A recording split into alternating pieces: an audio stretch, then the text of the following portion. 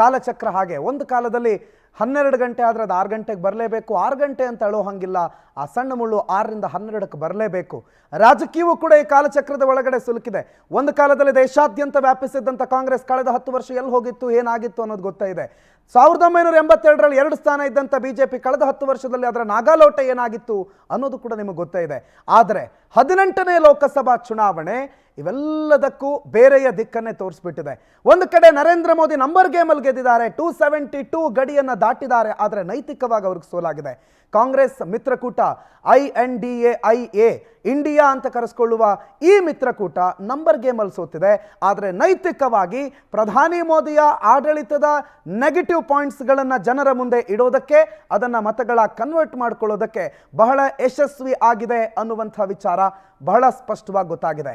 ಇವೆಲ್ಲದರ ನಡುವೆ ಮುಂದೇನಾಗುತ್ತೆ ಅನ್ನುವ ಒಂದು ಯೋಚನೆ ಕೂಡ ಆರಂಭ ಆಗಿದೆ. ಒಂದೆಡೆ NDA ತನ್ನ ಹಕ್ಕು ಚಲಾವಣೆಗೆ ಇನ್ನೇನು ಕೆಲವೇ ಕ್ಷಣಗಳಲ್ಲಿ ರಾಷ್ಟ್ರಪತಿಗಳನ್ನು ಮೀಟ್ ಮಾಡೋದಕ್ಕೆ ಹೋದರೆ, ಈ ಕಡೆ INDIA ತನ್ನದೇ ಆದಂಥ ಗೇಮ್ ಪ್ಲಾನ್ಗಳು, ರಾಜಕೀಯ ಆಟಗಳನ್ನು ಆಡೋದಕ್ಕೆ, ಲೆಕ್ಕಾಚಾರಗಳನ್ನು ಮಾಡೋದಕ್ಕೆ 6 ಗಂಟೆಗೆ ಸಭೆ ಸೇರ್ತಾ ಇದೆ. ಇವೆಲ್ಲದರ ಮಧ್ಯೆ ನರೇಂದ್ರ ಮೋದಿ ಮಾತ್ರ ಸೋತು ಗೆದ್ದಿದ್ದಾರೆ ಅನ್ನೋದು ಬಹಳ ಸ್ಪಷ್ಟ. ಹಾಗಾದರೆ ಬಿಜೆಪಿಯ ಸೋಲಿಗೆ ಕಾರಣ ಏನು, ಮುಂದೆ ಏನೇನು ಆಗುತ್ತೆ, ಬಿಜೆಪಿ ಅಥವಾ NDA ಅಥವಾ INDIA ಈ ಮೂವರ ಮುಂದಿರುವಂಥ ಅತಿ ದೊಡ್ಡ ಸವಾಲುಗಳು ಏನೇನಿದೆ ಅನ್ನೋದನ್ನು ಈ ಕ್ಷಣ ಡಿಸ್ಕಸ್ ಮಾಡೋಣ. ಹಾಗಾಗಿ ಕಾರ್ಯಕ್ರಮವನ್ನು ಆರಂಭ ಮಾಡೋಣ. ನಾನು ಪ್ರಣುತ್ ಆರ್ಗಾಣಿಕ. ಬಿಜೆಪಿ ಇಂಡಿವಿಜುವಲಿ 240, ಕಾಂಗ್ರೆಸ್ 99, NDA ಮೈತ್ರಿಕೂಟ 291, INDIA ಮೈತ್ರಿಕೂಟ 233. ಸೊ ಈ ಎಲ್ಲ ಲೆಕ್ಕಾಚಾರಗಳು ನಿನ್ನಿನ 18ನೆಯ ಲೋಕಸಭೆಯ ಫಲಿತಾಂಶದ ನಂತರ ಬಂದಿರುವ ನಂಬರ್ಸ್. ಇಲ್ಲಿ ಯಾರು ಗೆದ್ರು, ಯಾರು ಸೋತ್ರು? ಸರಿಯಾಗಿ ಕೇಳಿದ್ರೆ ನಂಬರ್ ಗೇಮಲ್ಲಿ ಗೆದ್ದಿದ್ದು ನರೇಂದ್ರ ಮೋದಿ. ಆದರೆ ಜನರ ಈ ಜನಾಭಿಪ್ರಾಯ, ಜನತಾ ತೀರ್ಪಿನ ಎದುರುಗಡೆ ಸೋತಿದ್ದಾರೆ. ಹಾಗಾಗಿ ಈ ಸಲ ಮೋದಿ ಸರ್ಕಾರ ಇಲ್ಲ, ಈ ಸಲ NDA ಸರ್ಕಾರ. NDA ಸರ್ಕಾರದಲ್ಲಿ ನರೇಂದ್ರ ಮೋದಿ ಆಡಳಿತದ ಚುಕ್ಕಾಣಿಯನ್ನು ಹಿಡಿತಾರೆ. 2024ರ ಈ ಚುನಾವಣೆಯಲ್ಲಿ ನರೇಂದ್ರ ಮೋದಿ ಗೆದ್ದು ಸೋತಿದ್ದಾರೆ. ಕಳೆದ 2 ಅವಧಿಯ ಬಿಜೆಪಿಯ ಬಹುಮತದ ಮುಖಾಂತರವಾಗಿ ನರೇಂದ್ರ ಮೋದಿ ಸರ್ಕಾರವೇ ಇತ್ತು. ಆದರೆ ಈ ಬಾರಿ ನರೇಂದ್ರ ಮೋದಿ ಅವರಿಗೆ ಅಂದರೆ ಬಿಜೆಪಿಗೆ ಸರಳ ಬಹುಮತ ಇಲ್ಲ. ಈ ಬಾರಿ NDA ಮೈತ್ರಿಕೂಟದ ಜೊತೆಗೆ ಅಂದರೆ ಮಿತ್ರ ಪಕ್ಷಗಳ ಹಂಗಿನಲ್ಲೇ ಮೋದಿ ಆಡಳಿತವನ್ನು ಮಾಡಬೇಕು. NDA ಸರ್ಕಾರವೇ ರಚನೆ ಆಗಬೇಕು. ಹಾಗಾಗಿ ಸರ್ಕಾರ ರಚನೆ ಹೇಗೋ ಮಾಡಿಬಿಡ್ತಾರೆ, ರಚನೆ ಆದಮೇಲೆ ಏನೇನಾಗುತ್ತೆ ಅದು ಮೋದಿಗೆ ಸವಾಲು. ದೆಹಲಿಯಲ್ಲಿ ಬಿರುಸಿನ ರಾಜಕೀಯ ಚಟುವಟಿಕೆಗಳು ನಡೀತಾ ಇದೆ. ನರೇಂದ್ರ ಮೋದಿ ನಿವಾಸದಲ್ಲಿ NDA ಮುಖಂಡರುಗಳ ಸಭೆ ಆಗ್ತಾ ಇದೆ. ಖಾತೆಗಳ ಹಂಚಿಕೆ ಜೊತೆಗೆ ಒಂದಿಷ್ಟು ಬೇಡಿಕೆಗಳನ್ನು ಮೈತ್ರಿ ಪಕ್ಷಗಳು ಇಟ್ಟಿದ್ದಾರೆ. ಈ ಮೈತ್ರಿ ಪಕ್ಷಗಳ ಬೇಡಿಕೆ, ನರೇಂದ್ರ ಮೋದಿಗಾಗಿರುವ ತಿರುಗುಬಾಣ, ಜೊತೆಗೆ ಮುಂದೆ ಎದುರಾಗಬಹುದಾದಂಥ ಸವಾಲುಗಳು, ಇವೆಲ್ಲದರ ಬಗ್ಗೆ ನಾವು ಮಾತನಾಡಬೇಕು. ಆದರೆ ಸದ್ಯಕ್ಕೆ ಪ್ರಾದೇಶಿಕ ಪಕ್ಷಗಳು TDP ಮತ್ತು JDU ಇವರೇ ಕಿಂಗ್ ಮೇಕರ್. 2 ಪಕ್ಷಗಳ ಬೆಂಬಲ ಬೇಕೇ ಬೇಕು ಪ್ರಧಾನಿ ನರೇಂದ್ರ ಮೋದಿ 3ನೇ ಬಾರಿಗೆ ಪ್ರಧಾನಿ ಆಗೋದಕ್ಕೆ, ಉಭಯ ಪಕ್ಷಗಳ ಡಿಮ್ಯಾಂಡ್ಗಳಿಗೆ. ಹಾಗಾಗಿ ಮೋದಿ ಒಪ್ಪಲೇಬೇಕು. ಪ್ರಮುಖ ಖಾತೆಗಳು ಬೇಕು ಅಂತ ಹೇಳಿ ಈಗಾಗಲೇ TDP ಮತ್ತು JDU ಇಬ್ಬರು ಕೂಡ ಬೇಡಿಕೆ ಇಟ್ಟಿದ್ದಾರೆ. ರಾಜ್ಯಗಳಿಗೆ ಆಂಧ್ರ ಪ್ರದೇಶಕ್ಕೆ ವಿಶೇಷ ಸ್ಥಾನಮಾನ ಬೇಕು ಅಂತ, ಈ ಕಡೆ JDU ಬಿಹಾರಕ್ಕೂ ಕೂಡ ವಿಶೇಷ ಸ್ಥಾನಮಾನ ಬೇಕು ಅಂತ ಕಿಂಗ್ ಮೇಕರ್ ಆಗಿ ಅವರ ಹಕ್ಕು ಚಲಾವಣೆ ಮಾಡ್ತಿದ್ದಾರೆ ಅಂತ ಅನ್ಸುತ್ತೆ. ತಮಗೆ ಬೇಕಾಗಿರೋದನ್ನ ಪಡೆದುಕೊಳ್ಳೋದಕ್ಕೆ ಇದು ಪಕ್ವ ಕಾಲ. ಹಾಗಾಗಿ ಈ ಮೊಮೆಂಟನ್ನು ಬಿಡಬಾರ್ದು, ಈ ಅವಕಾಶವನ್ನು ಬಿಡಬಾರ್ದು ಅನ್ನೋ ಲೆಕ್ಕಾಚಾರ. ಯಾಕಂದರೆ ಒಂದು ವೇಳೆ ಈ ಭಾಗದಲ್ಲಿ ಅವರಿಗೆ ಅವರ ಬೇಡಿಕೆಗಳಿಗೆ, ಅವ್ರು ಕೇಳಿರುವಂಥ ಮಾತುಗಳಿಗೆ ಏನೂ ಪ್ರಯೋಜನ ಸಿಕ್ಕಿಲ್ಲ ಅಂತಂದರೆ INDA ಮೈತ್ರಿಕೂಟ ಕಾಯ್ಕೊಂಡು ಕೂತಿದೆ. ಹಾಗಾದರೆ ಎಲ್ಲೆಲ್ಲಿ ಬಿಜೆಪಿಗೆ ಕಮ್ಮಿ ಆಯಿತು, ಎಲ್ಲೆಲ್ಲಿ ನಂಬರ್ಸ್ ಗೇಮ್ಗಳಲ್ಲಿ ಬಿಜೆಪಿ ಎಡುತ್ತು ಅಂತಂದರೆ ಪ್ರಮುಖವಾಗಿ ಕಾಣೋದೇ ಉತ್ತರ ಪ್ರದೇಶದಲ್ಲಿ ಬಿಜೆಪಿ ಸ್ಪರ್ಧೆ ಮಾಡಿದ್ದು 75 ಸ್ಥಾನಕ್ಕೆ, ಗೆದ್ದಿದ್ದು 33. ಬಿಜೆಪಿಯವರು ಬಿಡಿ, ಸ್ವತಃ ಉತ್ತರ ಪ್ರದೇಶದವರು, ಬೇರೆ ಬೇರೆ ರಾಜ್ಯದ ಕರ್ನಾಟಕದ ಜನತೆಯೂ ಕೂಡ ಉತ್ತರ ಪ್ರದೇಶದಲ್ಲಿ ಬಿಜೆಪಿ ಹಿಂಗಾಗತ್ತೆ ಅನ್ನೋದನ್ನು ಕಲ್ಪನೆಯೂ ಮಾಡಿರಲಿಲ್ಲ. 75ರಲ್ಲಿ 33 ಬಿಜೆಪಿ. RLD NDA ಮೈತ್ರಿಕೂಟದಲ್ಲಿ 2 ಸ್ಥಾನಕ್ಕೆ ಸ್ಪರ್ಧೆ ಮಾಡಿದ್ದು, ಎಸ್ ಡನ್, 2ರಲ್ಲಿ 2 ಗೆದ್ದಿದ್ದಾರೆ. ಇನ್ನೊಂದು ಕಡೆ AD ಸೆಕ್ಯುಲರ್ 2 ಸ್ಥಾನಗಳಿಗೆ ಸ್ಪರ್ಧೆ ಮಾಡಿದ್ರು, 1ರಲ್ಲಿ ಗೆದ್ದಿದ್ದಾರೆ. ಒಂದು ಸ್ಪರ್ಧೆ ಇತ್ತು SBSPದು, ಆದರೆ ಯಾವುದೇ ಸ್ಥಾನಗಳನ್ನು ಗೆದ್ದಿಲ್ಲ. ಸೊ ಇಲ್ಲಿ ಅತಿ ದೊಡ್ಡ ಹೊಡೆತ ನರೇಂದ್ರ ಮೋದಿ ಅವರ ನೇತೃತ್ವದ NDA ಹೊಂದುತ್ತೆ. ಸಂಪೂರ್ಣವಾಗಿ ಉತ್ತರ ಪ್ರದೇಶವನ್ನು ಗೆಲ್ಲೋದಕ್ಕೆ ಅವ್ರಿಗೆ ಸಾಧ್ಯ ಆಗಿಲ್ಲ. ವೆರಸ್ ಕಾಂಗ್ರೆಸ್ 17ರಲ್ಲಿ ಸ್ಪರ್ಧೆ ಮಾಡುತ್ತೆ, 6ರಲ್ಲಿ ಗೆಲ್ಲುತ್ತೆ. SP 62ರಲ್ಲಿ ಸ್ಪರ್ಧೆ ಮಾಡಿ 37, ಸಿಂಗಲ್ ಲಾರ್ಜೆಸ್ಟ್ ಆಗುತ್ತೆ. AITC ಕೇವಲ 1 ಸ್ಥಾನದಲ್ಲಿ ಸ್ಪರ್ಧೆ ಮಾಡುತ್ತೆ, ಬಟ್ ನಥಿಂಗ್, ಅವ್ರಿಗೇನು ಪ್ರಯೋಜನ ಇಲ್ಲ. ಆ ರೀತಿ ಅಂದರೆ 1 ಸ್ಥಾನಗಳು ಇಲ್ಲ, ಯಾವುದೇ ಸ್ಥಾನಗಳು ಬಂದಿರಲಿಲ್ಲ. ಉತ್ತರ ಪ್ರದೇಶದ ನಂಬರ್ ಗೇಮ್ ಹಿಂಗಿತ್ತು. ಹಾಗಾದರೆ ಮಹಾರಾಷ್ಟ್ರ ಬಿಜೆಪಿಗೆ ಬಿಗ್ ಬ್ಲೋ. ಅಲ್ಲಿ ಬಿಜೆಪಿಯ ದುರಾಡಳಿತದ ಪರಿಣಾಮ ಏನು ಅನ್ನೋದು ಮಹಾರಾಷ್ಟ್ರದಲ್ಲಿ ಬಹಳ ಸ್ಪಷ್ಟವಾಗಿ ಗೊತ್ತಾಯ್ತು. 28ರಲ್ಲಿ ಬಿಜೆಪಿ ಸ್ಪರ್ಧೆ ಮಾಡಿತ್ತು, ಬರೀ 9. ಶಿವಸೇನೆ ಅಂದರೆ NDA ಜೊತೆಗಿರುವಂಥ ಶಿಂದೆ ಬಣ 15ರಲ್ಲಿ ಸ್ಪರ್ಧೆ ಮಾಡಿ 7 ಗೆದ್ದಿದ್ರು. NCP ಈ 4ರಲ್ಲಿ ಸ್ಪರ್ಧೆ ಮಾಡಿ ಕೇವಲ 1 ಗೆದ್ದಿದ್ರು. RSP 1ರಲ್ಲಿ ಸ್ಪರ್ಧೆ ಮಾಡಿದ್ರು, ಯಾವುದರಲ್ಲೂ ಗೆಲ್ಲೋದಕ್ಕಾಗಲಿಲ್ಲ. ವೆರಸ್ ಮಹಾರಾಷ್ಟ್ರದಲ್ಲಿ ಕಾಂಗ್ರೆಸ್ 17ರಲ್ಲಿ ಸ್ಪರ್ಧೆ ಮಾಡಿ 13 ಸ್ಥಾನಗಳನ್ನು ಗೆದ್ದಿದೆ. ಉದ್ಧವ್ ಠಾಕ್ರೆ ಬಣ 21ರಲ್ಲಿ ಸ್ಪರ್ಧೆ ಮಾಡಿ 9 ಗೆದ್ಕೊಂಡ್ರು. NCP 10ರಲ್ಲಿ ಸ್ಪರ್ಧೆ ಮಾಡಿ 8 ಗೆದ್ಕೊಂಡ್ರು. ಮಹಾರಾಷ್ಟ್ರದಲ್ಲೂ ಕೂಡ ಬಿಗ್ ಬ್ಲೋ. ಬಿಜೆಪಿ ಎಕ್ಸ್ಪೆಕ್ಟ್ ಮಾಡಿತ್ತು, ಆದರೆ ಈ ಲೆವೆಲಲ್ಲಿ ಎಕ್ಸ್ಪೆಕ್ಟ್ ಮಾಡಿರೋದಕ್ಕೆ ಸಾಧ್ಯ ಇಲ್ಲ. ಇನ್ನು ಪಶ್ಚಿಮ ಬಂಗಾಳದಲ್ಲಿ ಸದ್ಯದ ಲೆಕ್ಕಾಚಾರದಲ್ಲಿ TMC ಸ್ವತಂತ್ರ ಸ್ಪರ್ಧೆ ಮಾಡಿದೆ. ಆದರೆ ಒಂದು ವೇಳೆ ಇಂಡಿಯಾ ಮೈತ್ರಿಕೂಟಕ್ಕೆ ಸಂಖ್ಯೆಗಳ ಕಮ್ಮಿ ಆದರೆ ನಾನು ಮುಂದಿನ ಸಂದರ್ಭದಲ್ಲಿ ಬಾಹ್ಯ ಬೆಂಬಲ ಕೊಡ್ತೀನಿ ಅಂತ ಹೇಳಿದ್ರು. 42ರಲ್ಲಿ ಸ್ಪರ್ಧೆ ಮಾಡಿದ್ರು, 29 ಗೆದ್ಕೊಂಡಿದ್ದಾರೆ. ಬಿಜೆಪಿ 42ರಲ್ಲಿ ಸ್ಪರ್ಧೆ ಮಾಡಿತ್ತು, ಕೇವಲ 12 ಮಾತ್ರ ಗೆಲ್ಲೋದಕ್ಕೆ ಸಾಧ್ಯ ಆಗಿತ್ತು. ಸ್ಪರ್ಧೆ ಕಾಂಗ್ರೆಸ್ನಿಂದ 12 ಕ್ಷೇತ್ರಗಳಿಗಾಗಿತ್ತು, ಆದರೆ 1 ಕಾಂಗ್ರೆಸ್ ಗೆದ್ದಿದೆ. CPIM 23 ಸ್ಥಾನಗಳಿಗೆ ಸ್ಪರ್ಧೆ ಮಾಡಿತ್ತು, ಬಟ್ ಯಾವುದೇ ಸ್ಥಾನಗಳನ್ನು ಗೆಲ್ಲೋದಕ್ಕೆ ಸಾಧ್ಯ ಆಗಿಲ್ಲ. ಬಿಹಾರದಲ್ಲಿರುವಂಥ ಟೋಟಲ್ ನಂಬರ್ಸ್ 40. 17ರಲ್ಲಿ ಬಿಜೆಪಿ ಸ್ಪರ್ಧೆ ಮಾಡಿತ್ತು, 12 ಕೈ ಹಿಡಿದಿದೆ. JDU 16ರಲ್ಲಿ ಸ್ಪರ್ಧೆ ಮಾಡಿತ್ತು, 12ರಲ್ಲಿ ಕೈ ಹಿಡಿದಿದೆ. ಬಿಹಾರದಲ್ಲಿ ಸದ್ಯ 12+12 JDU ನಿತೀಶ್ ಕುಮಾರ್ ಬಿಜೆಪಿ ಜೊತೆಗೆ ಇರ್ತೀನಿ ಅಂತ ಹೇಳಿರೋದ್ರಿಂದ ಅಲ್ಲಿನ NDA ಸ್ಥಾನ 24+5+1 ಆಗುತ್ತೆ. ಸೊ ಬಿಹಾರ ಒಳ್ಳೆ ನಂಬರ್ಸ್ ಕೊಟ್ಟಿದೆ. ಆದರೆ ಈಗ ಸದ್ಯಕ್ಕೆ ಪ್ರಶ್ನೆ ಇರೋದು JDUವಿನ ನಡೆ, JDUವಿನ ಒಂದಿಷ್ಟು ಬೇಡಿಕೆಗಳು, ಅದಕ್ಕೆಲ್ಲ ಒಪ್ಕೊಳ್ಳುತ್ತಾ NDA ಅನ್ನೋ ಪ್ರಶ್ನೆಗಳು ಕೂಡ ಇಲ್ಲಿದೆ. ಬಿಹಾರದಲ್ಲಿ INDA ಬಣ ಒಂದಿಷ್ಟು ಸ್ಥಾನಗಳನ್ನು ಗಳಿಸೋದ್ರಲ್ಲಿ ಸಫಲ ಆಗಿಲ್ಲ ಬಿಹಾರ. ಓಕೆ, ಬಟ್ ಇನ್ನು ತಮಿಳುನಾಡು ಗಮನಿಸಿದ್ರೆ ನೋಡಿ, DMK 22ಕ್ಕೆ 22 ಸ್ಥಾನ, ಕಾಂಗ್ರೆಸ್ 9ಕ್ಕೆ 9 ಸ್ಥಾನ, ಬಿಜೆಪಿ 23 ಸ್ಥಾನಗಳಲ್ಲಿ ಅಟ್ಲೀಸ್ಟ್ ಒಂದು ಖಾತೆ ತೆರೆಯುವ ಲಕ್ಷಣ ಅಥವಾ ಸಾಧ್ಯತೆಗಳಿತ್ತು. ಆದರೆ ಆ ಸಾಧ್ಯತೆ ಸುಳ್ಳಾಗಿದೆ. AIADMK ಕೂಡ 34 ಸ್ಥಾನಗಳಿಗೆ ನಿಂತಿತ್ತು, ಒಂದೇ ಒಂದು ಸ್ಥಾನಗಳನ್ನು ಗೆಲ್ಲೋದಕ್ಕೆ ಸಾಧ್ಯ ಆಗಿಲ್ಲ. ತಮಿಳುನಾಡು ಎಕ್ಸ್ಪೆಕ್ಟ್ ಇದ್ದಿದ್ದು ಬಿಜೆಪಿ ಕೇವಲ 1 ಅಥವಾ 2 ಅಣ್ಣಾಮಲೈ ಗೆಲ್ತಾರೆ ಅನ್ನುವಂಥ ಎಕ್ಸ್ಪೆಕ್ಟೇಷನ್ ಇತ್ತು. ಆದರೆ ಅಣ್ಣಾಮಲೈಗೂ ಕೂಡ 17,000 ಮತಗಳ ಸೋಲಾಗಿದೆ. ಆ ಮುಖಾಂತರ ಬಿಜೆಪಿ ತಮಿಳುನಾಡಿನಲ್ಲಿ ಖಾತೆ ತೆರೆಯುವ ಕನಸಾಗೆ ಉಳಿದುಕೊಂಡಿದೆ. ಸೊ ಈ ಎಲ್ಲ ರಾಜ್ಯಗಳು ಮತ್ತು ಈಶಾನ್ಯ ರಾಜ್ಯಗಳ ಸಂಖ್ಯೆಗಳು, ಪ್ರಮುಖವಾಗಿ ಪೂರ್ವದ ರಾಜ್ಯಗಳು ಮತ್ತು ಈಶಾನ್ಯ ರಾಜ್ಯಗಳು ಬಿಜೆಪಿಗೆ ದೊಡ್ಡ ಮಟ್ಟದಲ್ಲಿ ಕೈ ಹಿಡಿದಿದ್ದರೆ 300+ ಆಗೋ ಸಾಧ್ಯತೆಗಳಿತ್ತು. ಈಗ ಬಿಜೆಪಿ 240ಕ್ಕೆ ಸ್ಟಕ್ ಆಗಿದೆ, NDA 293ರಲ್ಲಿ ಸ್ಟಕ್ ಆಗಿದೆ. 400 ಪಾರ್ ಬಿಡಿ, 300 ಪಾರು ಆಗಿಲ್ಲ. ಇವತ್ತಿನ ಮಾಧ್ಯಮಗಳ ಹೆಡ್ಲೈನ್ಸೇ ಇತ್ತು, ಬಿಜೆಪಿ ಜಸ್ಟ್ ಪಾರ್ ಆಗಿದೆ, ಅಂದರೆ ಜಸ್ಟ್ ಪಾಸ್ ಆದಂಗೆ ಕಾಣ್ತಾ ಇದೆ.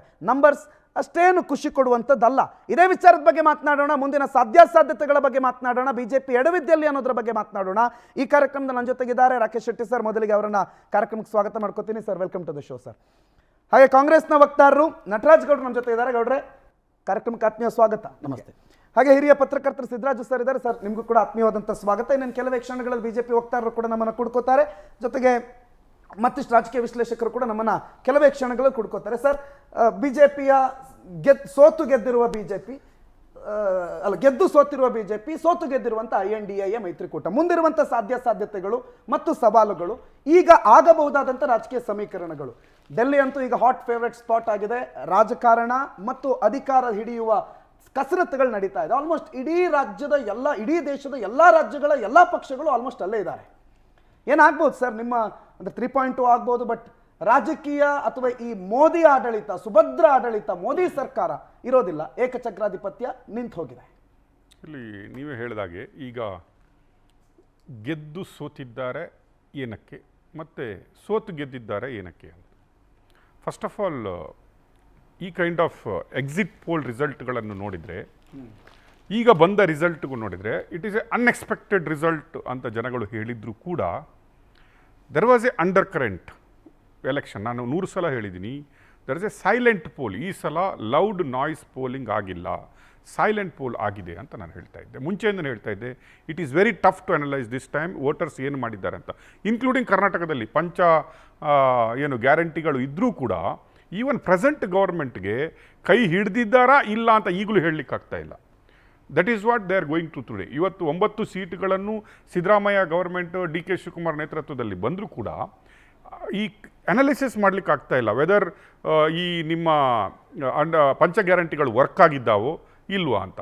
ಸೇಮ್ ವೇ ಈಗ ನೋಡಿ, ಉತ್ತರ ಪ್ರದೇಶ ಎಲ್ಲಿ ರಾಮಲಲ್ಲನನ್ನು ಪ್ರತಿಷ್ಠಾಪನೆ ಮಾಡಿ ಅದನ್ನೇ ಒಂದು ಇಡೀ ದೇಶದ ಹಬ್ಬವನ್ನಾಗಿ ಆಚರಿಸಿ ಇಡೀ ದೇಶವನ್ನು ಕೇಸರಿಮಯವನ್ನಾಗಿ ಮಾಡಿದರೂ ಕೂಡ ಅಲ್ಲಿ ಲೂಸಿಂಗ್ ಸಚ್ ಎ ಸೀಟ್ಸ್ ಯಾರು ಎಕ್ಸ್ಪೆಕ್ಟೇ ಮಾಡ್ಕೊಂಡಿಲ್ಲ.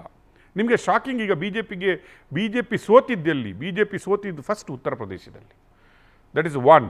ಸೆಕೆಂಡ್ ಬಿ ಜೆ ಪಿ ಸೋತಿದ್ದಲ್ಲಿ ಮಹಾರಾಷ್ಟ್ರದಲ್ಲಿ.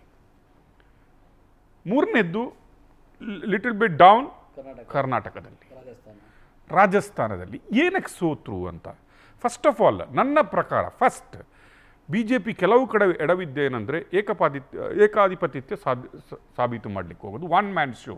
ನಾವೇ ಒನ್ ಮ್ಯಾನ್ ಶೋ ಅಂತ ಮಾಡ್ಕೊಂಡ್ಬಿಟ್ಟು ಟಿಕೆಟ್ಗಳನ್ನು ಹಂಚುವಾಗಲೂ ಕೂಡ ಸ್ಟೇಟ್ ಲೀಡರ್ಸ್ಗಳನ್ನು ಕೇಳದೆ, ಸ್ಟೇಟ್ ಲೀಡರ್ಸ್ಗಳಿಗೆ ಕೊಡಬೇಕಾದ ಮರ್ಯಾದೆಯನ್ನು ಕೊಡದೆ, ಮೇಲೆ ಹೈಕಮಾಂಡ್ನಿಂದ ಅವರಿಗೆ ಕೇಳಿದಂಥವರಿಗೆ ಸೀಟ್ ಕೊಟ್ಟಿದ್ದ ಪ್ರಭಾವ ಒಂದು. ನಾನು ಫಾರ್ ಎಕ್ಸಾಂಪಲ್ ವಿಜಯೇಂದ್ರರನ್ನು ಯುವ ನಾಯಕನನ್ನು ಆಯ್ಕೆ ಮಾಡಿದರು, ಯಡಿಯೂರಪ್ಪನವರ ಮಗ ಅನ್ನುವ ಒಂದಾದರೆ, ಲಿಂಗಾಯತ ಲೀಡರ್ ಅನ್ನೋದು ಎರಡನೇದಾಗಿ, ಮೂರನೇದಾಗಿ ಅವರ ಯುವ ನಾಯಕನಾಗಿ ಅವರಿಗೆ ಒಂದು ರಾಜ್ಯಾಧ್ಯಕ್ಷ ಪಟ್ಟ ಕೊಟ್ಟರು. ಬಟ್ ಎಲ್ಲೋ ಕೇಳಿದಂಗೆ ವಿಜೇಂದ್ರ ಅವರಿಗೂ ಕೂಡ ಟಿಕೆಟನ್ನು ಸೆಲೆಕ್ಟ್ ಮಾಡುವಂತಹ ಯಾವ ಅಧಿಕಾರ ಅಥವಾ ಸೇನು ಇರಲಿಲ್ಲ ಅನ್ನೋದು. ಈಗ ನೋಡಿದರೆ 3, 4, 5 ಸೀಟುಗಳು ಬಿ ಜೆ ಪಿ ಲಾಸ್ಟ್ 9ಅಲ್ಲಿ ನೀವು ನೋಡ್ಲಿಕ್ಕೆ ಹೋದರೆ ಚಿಕ್ಕೋಡಿ ಎಲ್ಲ ಸರ್ವೆಗಳಲ್ಲೂ ನಾವು ಮೊದಲೇ ಹೇಳ್ತಾ ಇದ್ವಿ ಅಣ್ಣಾ ಸಾಹೇಬ್ ಜೊಲ್ಲೆ ಅವರು ಸೋಲ್ತಾರೆ ಅನ್ನೋದು. ಅಣ್ಣಾ ಸಾಹೇಬ್ ಜೊಲ್ಲೆ ಅವರು 100% ಚಿಕ್ಕೋಡಿಯಲ್ಲಿ ಅವರಿಗೆ ತುಂಬ ನೆಗೆಟಿವ್ ಇದೆ, ಸೋಲ್ತಾರೆ ಅನ್ನೋದು. ಇನ್ನೊಂದು ಭಗವತ್ ಖೂಬಾನ್ ಅವರಿಗೆ ಅವರ ಪಾರ್ಟಿಯಿಂದಲೇ ಅಬ್ಜೆಕ್ಷನ್ ಇದ್ದಾಗ ಪ್ರಭು ಚವ್ಹಾಣ್ ಅವರು ಹೋಗಿ ವಿಜೇಂದ್ರ ಅವರ ಕಾಲಿಗೆ ಬೀಳ್ತಾರೆ, ಇವರಿಗೆ ಸೀಟ್ ಕೊಡಬೇಡಿ ಅಂತ. ಅವರಿಗೇ ಸೀಟ್ ಕೊಟ್ಟಿರೋದು. ರಾಯಚೂರಿಗೆ ಬಂದರೆ ಅಲ್ಲಿನೂ ಎಲ್ಲ ಸರ್ವೆಗಳು ಹೇಳಿತ್ತು ಇವರಿಗೆ ಕೊಟ್ಟರೆ ಸೋಲ್ತಾರೆ ಅನ್ನೋದು. ಸೇಮ್ ಟೈಮ್ ಕಾಂಗ್ರೆಸ್ ಮಿಸ್ಟೇಕ್ ಮಾಡಿಲ್ಲ ಅಂತ ಹೇಳೋದಲ್ಲ ನಾವು, but here B J P is done some blunders. ಈಗ ಉತ್ತರ ಪ್ರದೇಶಕ್ಕೆ ಹೋದರೂ ಕೂಡ high command is not given clean hand ಅಥವಾ ಫ್ರೀ ಹ್ಯಾಂಡ್ ಆದಿತ್ಯನಾಥ್ ಯೋಗಿ ಅವರಿಗೆ ಕೊಟ್ಟಿಲ್ಲ. ಸೀಟುಗಳು ಎಲ್ಲ ಮೇಲ್ಗಡೆಯಿಂದ ಏನು ಆಗಿ ಬರ್ತವೆ ಅದನ್ನೇ ಡಿಸ್ಟ್ರಿಬ್ಯೂಷನ್ ಮಾಡ್ತಾರೆ ಅನ್ನೋದು ಒಂದಾದರೆ, ಮಹಾರಾಷ್ಟ್ರಕ್ಕೆ ಬಂದಾಗ ತದ್ವಿರುದ್ಧವಾಗಿ ಇನ್ನೊಂದು. ಮಿತ್ರ ಪಕ್ಷಗಳನ್ನು ಕರ್ಕೊಂಡು ಬಂದು ಅವರ ಪಕ್ಷಗಳನ್ನೇ ಓಡ್ದಾಕ್ಬಿಟ್ಟು ಅವರನ್ನೇ ಮುಗಿಸಿಬಿಟ್ಟು ಗವರ್ಮೆಂಟ್ ಮಾಡೋದು, that is most worst thing which is B J P is done. ಅಲ್ಲಿ ಸಿಂಪತಿ ಫ್ಯಾಕ್ಟರ್ ಅಲ್ಲ, ಬಿ ಜೆ ಪಿಗೆ ಏನಾಯ್ತು ಅಂದರೆ ಬಿ ಜೆ ಪಿಯ ಒಟ್ಟಿಗೆ ಜನಗಳಿಗಿದ್ದ ಭರವಸೆನೂ ಹೊರಟೋಯ್ತು. ಯಾಕಂದರೆ ಠಾಕ್ರೆ ಏನಿದ್ರು ಆ್ಯಕ್ಚುಲಿ ಹೇಳಬೇಕಾದ್ರೆ ನಿಮಗೆ ಶಿವಸೇನೆ ಮತ್ತು ಬಿ ಜೆ ಪಿ ಅಲೈನ್ಸ್ ಆಗುವಾಗ ಮೊದಲು ಬಿ ಜೆ ಪಿಗೆ ಮಹಾರಾಷ್ಟ್ರದಲ್ಲಿ ಪ್ರಾಪರ್ ಆಫೀಸ್ಗಳೇ ಇರಲಿಲ್ಲ, ಪಾರ್ಟಿ ಆಫೀಸ್ಗಳೇ ಇರಲಿಲ್ಲ.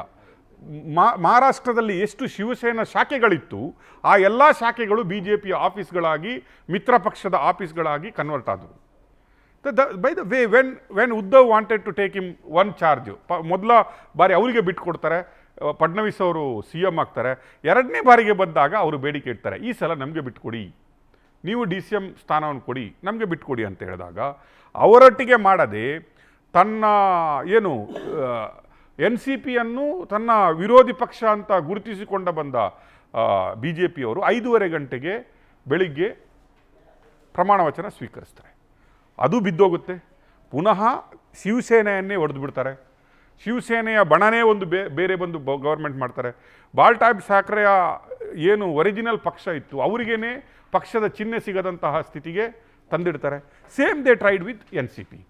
ನಾವು ಈಗಿನ ಪರಿಸ್ಥಿತಿಯಲ್ಲಿ ಮಿತ್ರ ಪಕ್ಷಗಳು ಎಷ್ಟು ಅಗತ್ಯತೆ ಇದೆ ಬಿ ಜೆ ಪಿಗೆ ಅಂದರೆ creation of the trust.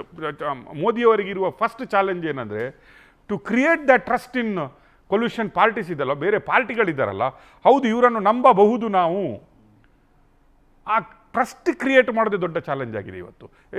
Now we are seeing the demand ಅದು ಎಲ್ಲದರಲ್ಲೂ ಇದೆ. ಲೈಕ್ ವಾಜಪೇಯಿ ಅವರೊಂದು ಮಾತು, ಇಫ್ ಯು ರಿಮೆಂಬರ್ ಈ speech in the parliament house, he said ರಾಜ್ಯ ಧರ್ಮ ಮತ್ತು ಮೈತ್ರಿ ಧರ್ಮ ಅಂತ.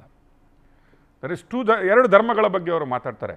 ಅವರು ಹಿಂದುತ್ವದ ಬಗ್ಗೆ ಯಾವತ್ತೂ ಫ್ಲೋರ್ ಆಫ್ ಹೌಸಲ್ಲಿ ಹಿ ನೆವರ್ ಟಾಕ್ಡ್ ಅಬೌಟ್ ಧರ್ಮದ ಬಗ್ಗೆ ಅವರು ಮಾತಾಡಿಲ್ಲ. ಬಟ್ ಅವ್ರು ಹೇಳ್ತಾರೆ ರಾಜ್ಯ ಧರ್ಮ, ವೆನ್ ಈ ಸ್ಟಾಕ್ ಅವರು ಯಾವಾಗ ಗೋದ್ರ ಆಗುತ್ತೆ ಆಗ ಅವರು ರಾಜ್ಯ ಧರ್ಮದ ಬಗ್ಗೆ ಮಾತಾಡ್ತಾರೆ, ಮೈತ್ರಿ ಧರ್ಮದ ಬಗ್ಗೆನೂ ಅವರು ಮಾತಾಡ್ತಾರೆ.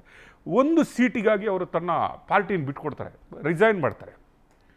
ನಾನು ಹಾರ್ಸ್ ಟ್ರೇಡಿಂಗ್ ಮಾಡಲ್ಲ, ಬೇಕಾದರೆ ಇಳಿತೀನಿ, ಪ್ರೈಮ್ ಮಿನಿಸ್ಟರ್ಶಿಪ್ಪಿಂದ ನಾನು ಬಿಟ್ಟು ಹೋಗ್ತೀನಿ, ಬಟ್ ನಾನು ಹಾರ್ಸ್ ಟ್ರೇಡಿಂಗ್ ಮಾಡಲ್ಲ, ನಾನು ತಗೊಳ್ಳಲ್ಲ, ಯಾರನ್ನು ತಗೊಳ್ಳಲ್ಲ ಅಂತ ಹೇಳ್ತಾರೆ. But here today last 10 years because of high majority numbers B J ಪಿಗೆ ಬಂದಾಗ ಬಿ ಜೆ ಪಿಯ ಹೈಕಮಾಂಡ್ ಎಲ್ಲರನ್ನು ಮರೆತು ಬಿಡ್ತು. ದಟ್ ಅರೆಗೆನ್ಸಿ. ಇವತ್ತು ನನಗೆ ಕೆಲವು ಕಡೆ ನೋಡಿದಾಗ ನೀವು ನೋಡಿ, ಕೆಲವು ಕಡೆಯ ರಿಸಲ್ಟ್ ಎಲೆಕ್ಷನ್ ಏನು ಇವತ್ತು ರಿಸಲ್ಟ್ ಸಿಕ್ಕಿದೆ, that is for arrogance. And some places it is for corruption. ಈಗ ಆಂಧ್ರ ಪ್ರದೇಶದ ನೀವು ಎಲೆಕ್ಷನನ್ನು ನೀವು ನೋಡಿದರೆ why Jagan is so low today ಅಂತ ಹೇಳಿದ್ರೆ there is two things. One is arrogance, one is corruption, both included. ಅದಕ್ಕಾಗಿ ಜಗನ್ 15ಕ್ಕಿಂತ ಜಾಸ್ತಿನ ನಂಬರ್ ತಗೊಳ್ಳಿಕ್ಕಾಗಿಲ್ಲ. ಎಲ್ಲಿವರೆಗೆ ಅಂದರೆ ಎಲೆಕ್ಷನ್ ಹತ್ರ ಬಂದಾಗೆ ಚಂದ್ರಬಾಬು ನಾಯ್ಡು ಅವರನ್ನು ತಗೊಂಡೋಗಿ ಜೈಲ್ಗೆ ಹಾಕ್ಬಿಟ್ರು. ಅಂದರೆ ನಾನು ಪ್ರಾಕ್ಟೀಸ್ ಮಾಡ್ತೀನಿ, ಎಲ್ಲರೂ ಮಾಡ್ತಾ ಇದ್ದಾರೆ, ನಾನು ಮಾಡಿದರೆ ಏನಾಗುತ್ತೆ ನೋಡುವ ಅಂತ. See that sympathy factor he gain that. Chandrababu ನಾಯ್ಡಿಗೆ ಅದೇನಾಯಿತು, ಅದು ಉಲ್ಟಾ ಹೆಲ್ಪ್ ಆಯಿತು. ಇವತ್ತು ನೋಡಿ, ಚಂದ್ರಬಾಬು ನಾಯ್ಡು ಬರ್ತಾ ಇದ್ದಂಗೆ ಹೇಳಿದರು 2019ಇಂದ 2024 ಎಲ್ಲ ಫೈಲ್ಗಳು ಕೊಡಿ ಅಂತ. ಸಿ ಅದಕ್ಕೆ ಐ ಥಿಂಕ್ ಪ್ರಣುತ್ ಟೋಲ್ಡ್ ಕಾಲಾಯೇ ತಸ್ಮೈ ನಮಃ, ಚಕ್ರ ಚೇಂಜ್ ಆಗುತ್ತೆ ಅಂತ. ನಾವು ಈಸ್ ಆಸ್ಕಿಂಗ್ ಫೈಲ್. ಇದು ಇದೇ ರೀತಿಯ ರಾಜಕಾರಣ ತಮಿಳ್ನಾಡಲ್ಲಿ ನಾವು ನೋಡ್ತಾ ಇದ್ವಿ. ಕರುಣಾನಿಧಿ ಆ್ಯಂಡ್ ಜಯಲಲಿತಾ ಅವರು ಸೀರೆ ಎಳಿಲಿಕ್ಕೆ ಆಯಿತು, ಇವರು ಪಂಚೆ ಎಳಿಲಿಕ್ಕೆ ಆಯಿತು. ದಟ್ ನಾವು we can experience that same in Andhra Pradesh. ನೀವು ನೋಡಿ, ಮೋದಿ ಗೌರ್ಮೆಂಟಲ್ಲಿದ್ದಾಗ ರಾಜ್ಯದ ನಾಯಕರುಗಳು ಹೋದರೆ ಮೀಟ್ ಮಾಡಲಿಕ್ಕೆ ಅಪಾಯಿಂಟ್ಮೆಂಟ್ BJP ಅವರಿಗೇ ಸಿಗ್ತಾ ಇರಲಿಲ್ಲ. It is not that they are leader. ನೀವು ಒಬ್ಬರು ಲೀಡರ್ ಅಂತ ಟ್ರೀಟ್ ಮಾಡಬೇಕಾದ್ರೆ ರಾಜ್ಯದ ನಾಯಕರುಗಳಿಗೇ ಟಿಕೆಟ್ಸ್ಗಳು. ನಾನು yesterday I am talking one thing. ಈಶ್ವರಪ್ಪನವರು ಈ ಸಮಕಾಲಿಕರಾಗಿ ಯಡಿಯೂರಪ್ಪನವರೊಟ್ಟಿಗೆ BJPಯನ್ನು ಕಟ್ತಾರೆ. ಯಾವುದೋ ಒಂದು ಕಾರಣಕ್ಕೆ ಲಾಸ್ಟ್ ಅವ್ರಿಗೆ ಎಲೆಕ್ಷನ್ ಸಿಗಲ್ಲ, ಆದರೂ ಪಕ್ಷದೊಟ್ಟಿಗೆ ನಿಂತ್ಕೋತಾರೆ. ಅವರು ಲಾಸ್ಟ್ಗೆ ನಮಗೆ ಹಾವೇರಿಯಲ್ಲಿ ಟಿಕೆಟ್ ಕೊಡಿ ಅಂತ ಕೇಳ್ತಾರೆ. ಯಾರಿಗೆ ಟಿಕೆಟ್ ನನಗೆ ಬೇಡ ಅಂತ ಹೇಳುವವರಿಗೆ ಟಿಕೆಟ್ ತಗೊಂಡೋಗಿ ಬೊಮ್ಮಾಯಿ ಅವರು ನನಗೆ ಬೇಡ, ನಾನು MLA ಆಗೇ ಇರ್ತೀನಿ ಅಂತ ಹೇಳಿದರು, ಅವರಿಗೆ ಅಲ್ಲಿ MP ಟಿಕೆಟ್ ಕೊಡ್ತಾರೆ, ಕಾಂತೇಶ್ಗೆ ಕೊಡಲ್ಲ. ಓಕೆ, ಈಶ್ವರಪ್ಪನಿಗೆ ಬೇಜಾರಾಯಿತು, ನಿಲ್ತೀರಂತ ಹೇಳಿದ್ರು. ಅವರು ಅಮಿತ್ ಶಾ ಅವರಿಗೆ ಮೀಟ್ ಮಾಡಲಿಕ್ಕೆ ಹೋಗ್ತಾರೆ ಡೆಲ್ಲಿಗೆ. ಅಪಾಯಿಂಟ್ಮೆಂಟ್ ಸಿಗೋಲ್ಲ, ವಾಪಸ್ ಬರ್ತಾರೆ. ನಾವು ನಿನ್ನೆ ಒಂದು ಚೇಂಜಸ್ ನೋಡಿದ್ವಿ, ಈವನ್ ನಾವು ಮೀಡಿಯಾದಲ್ಲಿ ಒಂದು ಚೇಂಜಸ್ ನೋಡಿದ್ವಿ. ನಾವು ಯಾವಾಗಲೂ ಹಾಕುವಾಗ ಮೋದಿಯಿಂದ ಬುಲಾವ್ ಅಂತ ಹಾಕ್ತಾ ಇದ್ವಿ. ಪಕ್ಷದ ನಿನ್ನೆ ಹೇಳ್ತಾ ಇದ್ವಿ ಮೋದಿಯಿಂದ ಆಹ್ವಾನ ಅಂತ, ಇನ್ವಿಟೇಷನ್ನ. ಇಟ್ ಈಸ್ ಕನ್ವರ್ಟೆಡ್ ಫ್ರಮ್ ಬುಲಾವ್ ಟು ಇನ್ವಿಟೇಷನ್. ಈಗ ಎಲ್ಲರೂ ಏನು ಹೇಳ್ತಾ ಇರೋದು, ಈಗ ಎಸ್ ಇಟ್ ಈಸ್ ನೀಡೆಡ್ ಅಂತಲೂ ಹೇಳ್ತಾ ಇದ್ವಿ. This election, this voting is against the arrogance ಅಂತ. ಯಾಕಂದರೆ ಮೋದಿ ಗೌರ್ಮೆಂಟಲ್ಲಿ you are not able to find much corruption ಅನ್ನು ಎಲ್ಲೂ ಫೈಂಡ್ ಮಾಡಲಿಕ್ಕಾಗಿಲ್ಲ. ಅಪೋಸಿಷನ್ಗೆ ಎಲ್ಲಿನೂ ಅಂಥದ್ದು ಒಂದು ಪಾಯಿಂಟ್ ಸಿಕ್ಕಿಲ್ಲ. 10 ವರ್ಷದಲ್ಲಿ ಮೋದಿ ಕರಪ್ಷನ್ ಮಾಡಿದ್ದಾರೆ ಅಂಥದ್ದನ್ನು ಪ್ರೆಸ್ ಮಾಡುವಂಥ ಅಪರ್ಚುನಿಟಿ ಮೋದಿಯವರು ಕೊಟ್ಟಿಲ್ಲ. Not able to find. ಈಗ ಏನು ಒಂದು ರಾಫೇಲ್ ತಗೊಂಡು ಬಂದರೂ ಅದನ್ನು ಪ್ರೂವ್ ಮಾಡಲಿಕ್ಕಾಗಿಲ್ಲ. ಅದ್ರ ನಂತರ ಯಾವುದೂ ಅಂತ ಹಗರಣನ್ನು ಬಂದಿದ್ದರೂ ಕೂಡ ದ ಡಿಫೀಟ್ ಈಸ್ ವೈ ಅಂದರೆ this is for the arrogance ಅಂತ.